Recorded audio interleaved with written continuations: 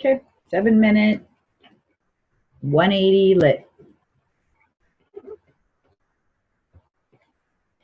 Mr. President, this is not the end of the unfunded mandates debate. It really is the beginning. In the upcoming months, we will have the opportunity to reform the Safe Drinking Water Act, the Superfund law, and other environmental laws. In each case, we will have the opportunity to give states more flexibility and reduce unfunded mandates while maintaining protection of public health. If we do so, we will build on the progress we are making in this unfunded mandates bill and do even more to strengthen the partnership between the federal and state governments. Finally, Mr. President, I wish to compliment the leadership of the Governmental Affairs Committee, Senators Roth and Glenn, for their work on this bill. Senators Roth and Glenn have stood on this floor for 2 weeks. Their thoughtfulness, candor, and fairness are noted and appreciated.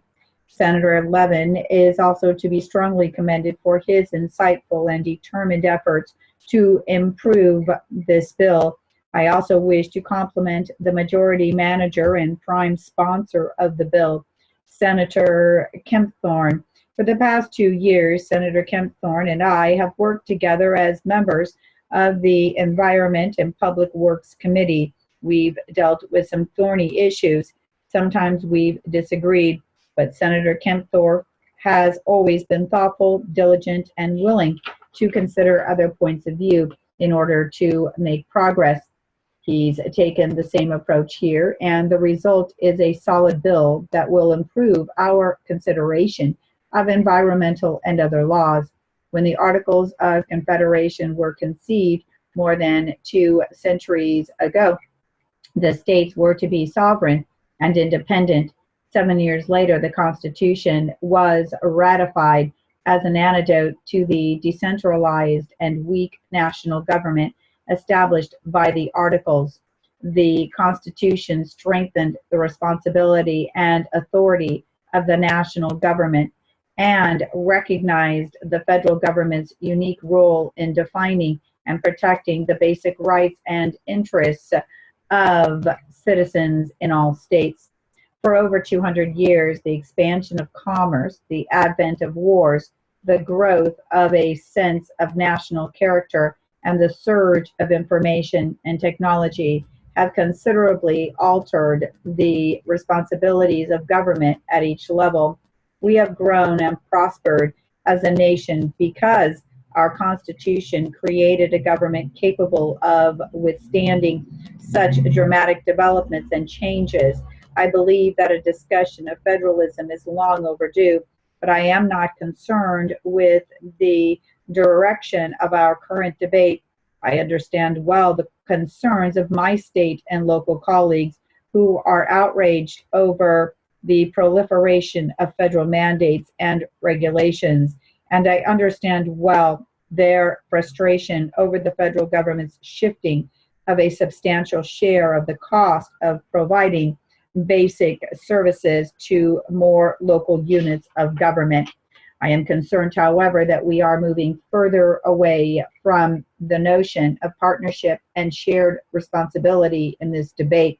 When the city of Houston seeks funding for a new sewer system, or the city of Detroit seeks money for improvements to its transit system, who do they come to for help?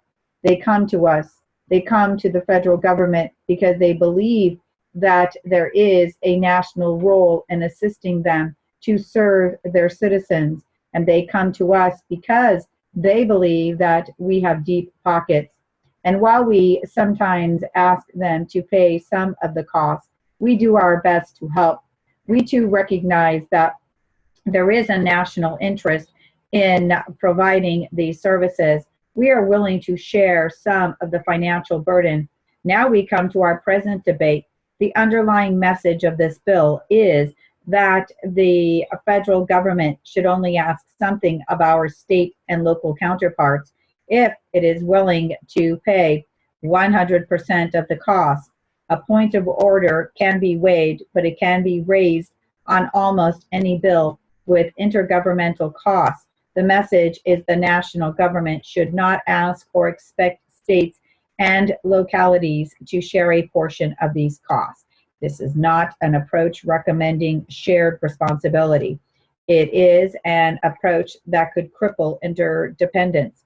The national, state, and local governments are not independent entities with their own unique set of constituents. They are interdependent units of government attempting to address similar problems with overlapping constituencies, the American people.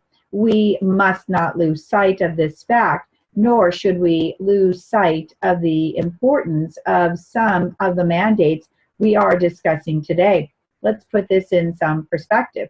According to the National Conference of State Legislatures, here's a sampling of legislation it considers mandates: the Civil Rights Act, Clean Air, Clean Water, and Safe Drinking Water, the Drug-Free Schools and Community Act, College Work-Study, Student Loan Reform, Child Support Enforcement, and Child Nutrition legislation.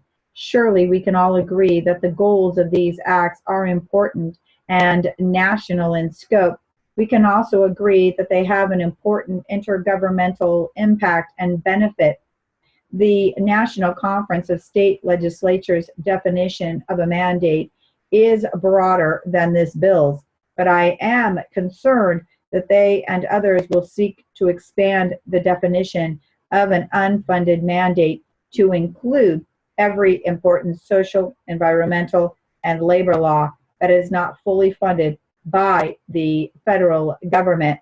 This would grossly undermine the importance of these programs and jeopardize the protections afforded to all Americans, and it would disable our intergovernmental partnership.